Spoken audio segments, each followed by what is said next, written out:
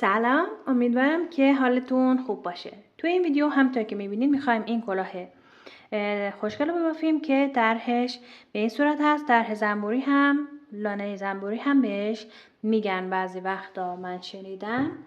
و یه اسم دیگه هم داره که الان هرچی فکر میکنم متاسفانه یادم نمیاد. و با کانوای چلسی بافتم که واقعا عادتون عذر میخوام که لیبل کانواشم ندارم بهتون نشون بدم. و قلاب شماره 4.5 بافتم که دیگه قلاب شماره 4.5 میدونید که به چه صورت هست. و حالا از اونجایی که من لیبلش رو ندارم بهتون نشون بدم، پس قلابش رو بهتون نشون میدم. خب نکته خاصی نداره، بریم که با همدیگه ببافیمش. برای شروع میخوایم زنجیره بزنیم. اول یه گره ایجاد میکنیم، قلاب رو میبریم داخل گره و شروع میکنیم به زنجیره زدن. به نسبت ضخامت نحو قلاب به اندازه‌ای که میخوایم پهنای کشبافتمون باشه زنجیره میزنیم. 1 2 3 4 5 6 7 8 9 و 10. خب ببینید من همین اندازه میخوام که کشبافتم باشه و بیشتر نمیخوام باشه. به همین اندازه من 10 تا زنجیره رو برای قسمت کشبافت پایین کلاه هم نگه میدارم و بعد از اون شروع میکنم به زنجیره زدن برای قسمت بالای کلاه که میخوایم طرح رو بندازیم.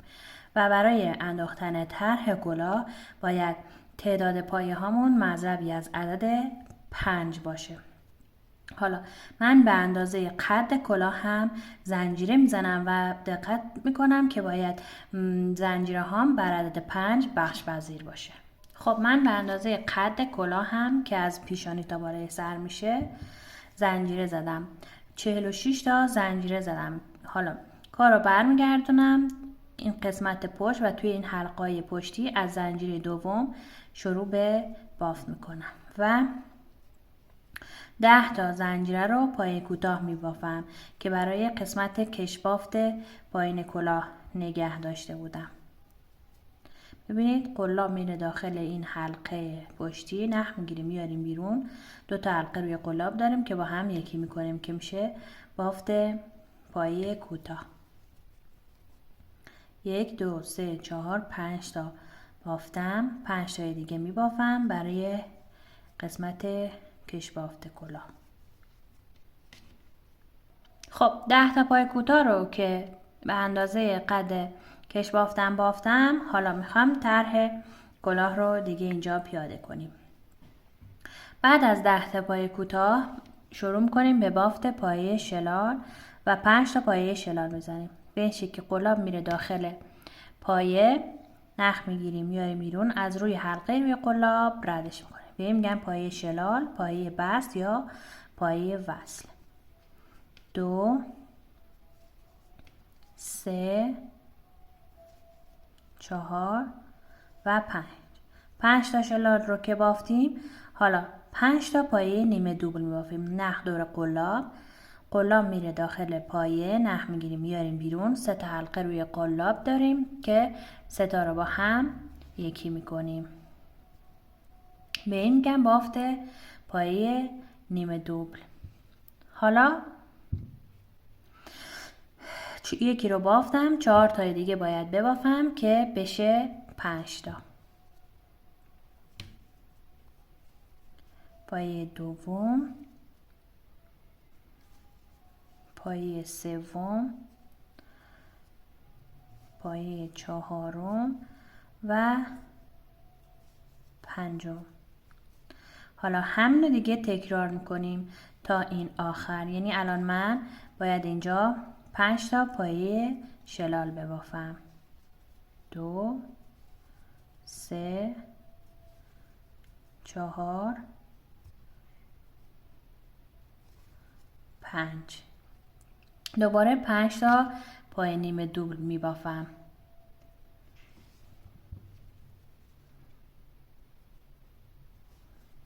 1 2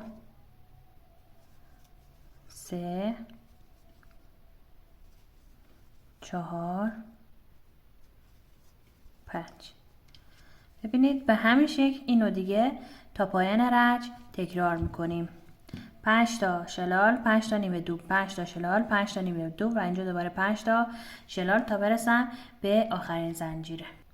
خب ببینید من این الگو رو تا این آخر تکرار کردم. اینجا 5 تا پایه شلال خورد تا آخر رج و الان میخوام رج 2 رو ببافم. اینجا زنجیره میزنم، کار رو برمیگردونم، بافت و میخوام توی این حلقه های پشتی انجام بدم و رج 2 رو مثل رج 1 میبافم. به همین شکلی که توی رج 1 این پایه ها بافته شده به همون شکل هم توی رج 2 پایه ها رو میبافم. الان اینجا 5 تا پایه شلال که بافته شده، 5 تا پایه شلال من توی این حلقه های پشتی میبافم. 1 2 3 4 و 5. دوباره این قسمت 5 تا پایه نیمه دوبل هست. 5 تا پایه نیمه دوبل من میبافم توی حلقه پشتی. 1 2 3 4 و 5. حالا دوباره اینجا 5 تا پایه شلاله، 5 تا پایه شلال میبافم. 1 2 3 4 5 و این قسمت دوباره 5 تا پایه نیمه دوبل میبافم. 1 2 3 4 5. به همین ترتیب این الگو رو تکرار میکنم تا برسم به این قسمت که 10 تا پایه کوتاه بافتیم و قسمت کش بافت کلاه ما هست. خب ببینید من این الگو رو تکرار کردم تا رسیدم به این قسمت که 5 تا پایه کوتاه بافتیم رج 1 و اینجا هم توی حلقه پشتی 5 تا پایه کوتاه 10 تا ببخشید پایه کوتاه میبافیم تا برسیم به آخر رج. خب این قسمت 10 تا پایه کوتاه رو بافتم و رسیدم به آخر رج 2. الان ببینید ما 2 تا رج رو بافتیم و این طرح کلاه ما کامل به وجود اومده به این شکل. حالا برای بافت رج 3 من میام شروع رج یه دونه زنجیره میزنم، کارو برمیگردونم. حالا توی رج 3 من باز دوباره این قسمت توی همه رج ها یکسان هست. توی حلقه های پشتی 10 تا پایه کوتاه میبافیم. خب 10 تا پایه کوتاه رو که بافتم، حالا اینجا رج 3 توی رج 1 ما این قسمت اول 5 تا شلال زدیم، بعد 5 تا پایه نیمه دوبل. حالا رج 3 ما اینجا اول 5 تا پایه نیمه دوبل میبافیم، بعد 5 تا شلال میزنیم به این شکل. 1 2 3 4 و 5. بعد حالا اینجا باید 5 تا شلال بزنم. 1 2 3 4 5. همین الگو رو دیگه تا این آخر تکرار میکنیم. الان اینجا باید 5 تا نیمه دوبل بافته بشه. 1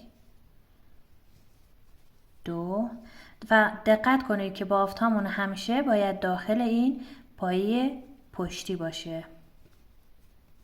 3 4 5.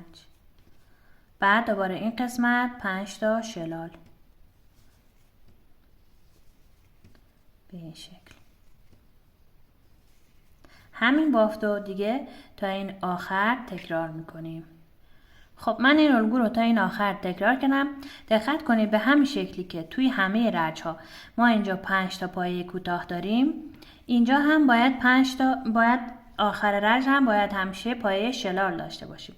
حالا توی بعضی وقتا 5 تا پایه شلال داریم، بعضی وقتا 10 تا پایه شلال پشت سرم همه که 5 تاش مال این طرح کلاهمون هست و اون 5 تای آخر همیشه هست برای اینکه قسمت بالای کلاه بیشتر جمع بشه و کلاهمون گرد جمع بشه بالای کلاهمون و بسته بشه.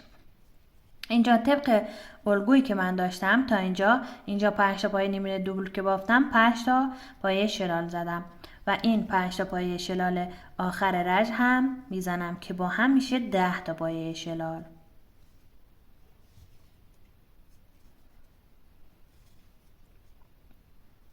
به شکل رج 4 هم تکرار رج 3 هست، همطور که رج 2 تکرار رج 1 بود. یه دونه زنجیره زدم، الان کارو برمیگردونم و این قسمت 10 تا پایه شلال هست، روی هر کدوم یک پایه شلال میزنم و در مجموع 10 تا پایه شلال اینجا دارم.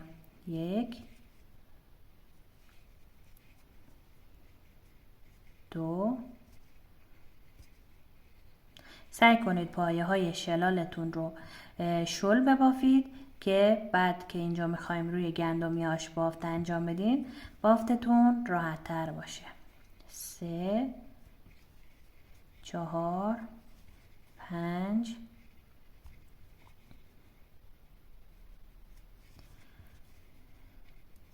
6 7 8 9 10.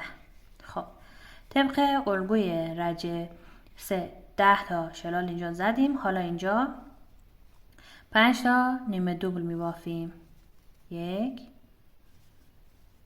2 3 4 و 5. بعد دوباره اینجا 5 تا شلال باید بافته بشه. 1 2 3 4 5. همین الگو دیگه تکرار میشه تا اینجا که برسیم به این 10 تا پایه کوتاه. خب من همین الگو رو تکرار کردم تا رسیدم به این قسمت که 10 تا پایه کوتاه میبافتیم و 10 تا پایه کوتاه رو به همون شکل میبافم تا برسم به آخر رج. خب رج 4 اینجا 10 تا پایه کوتاه رو تا آخر رج بافتم. حالا دوباره از جا به بعدش دیگه تکراره. رج 5 الان من یه دونه زنجیره میزنم، کارو برمیگردونم.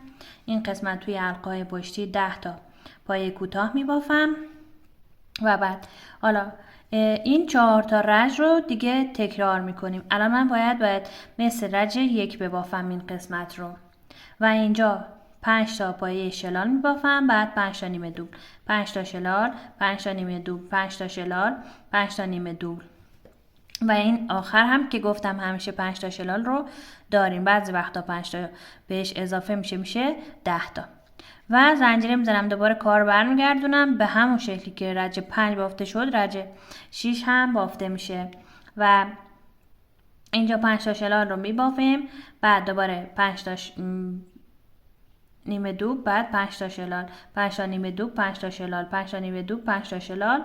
اینجا هم 10 تا پایه کوتاه و دوباره برمیگردیم و مثل رج 3 و 4 انجام میدیم. یه بار وقتی که داریم رج‌های برگشت که همیشه مثل رج رفت بافته میشه. حالا رج رفتمون یه بار اول رج 5 تا نیمه دوبل میبافیم، دفعه بعد 5 تا شلال. این 5 تا نیمه دوبل و 5 تا شلال دیگه جابجا میشه و همطور که الان میبینید این طرح کلاه من الان به دست اومده.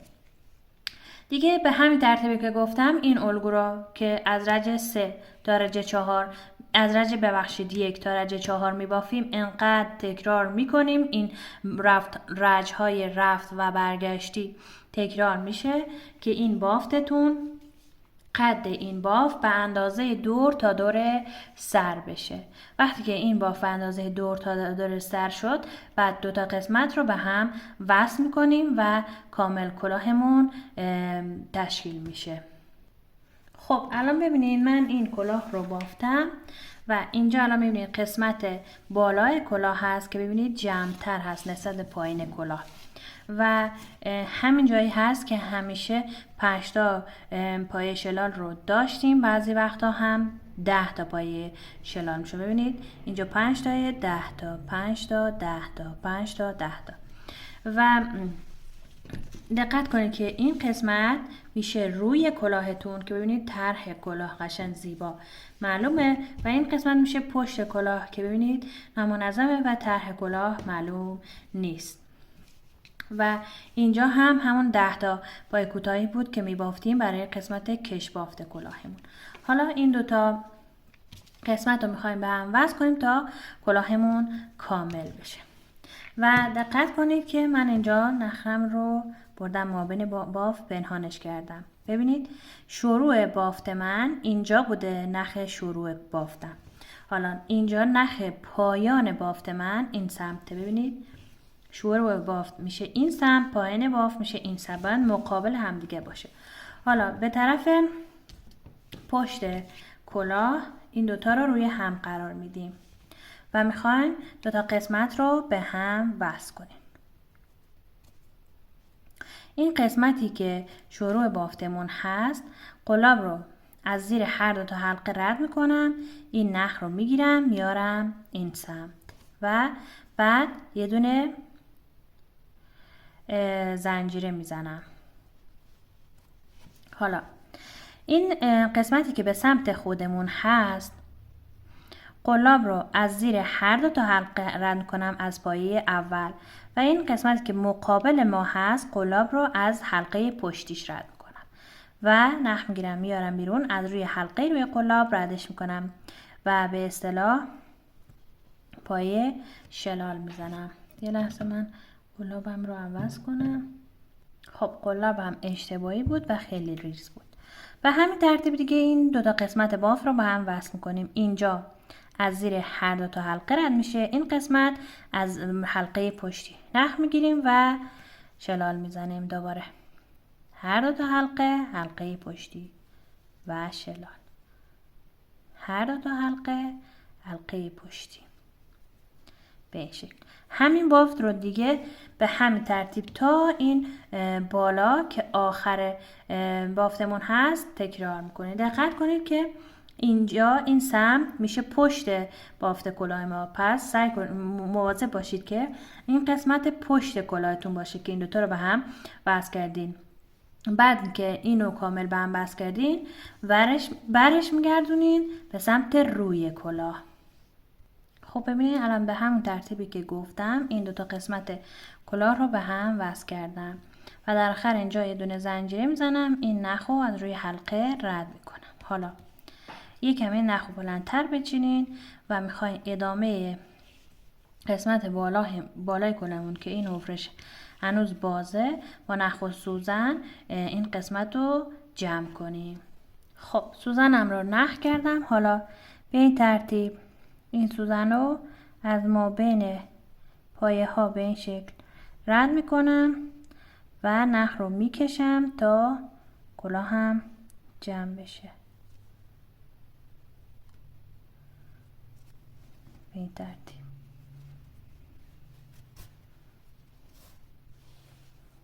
اینو هم به هم شکل ادامه بدم تا برسم به اینجا که نقطه شروع کارم بود.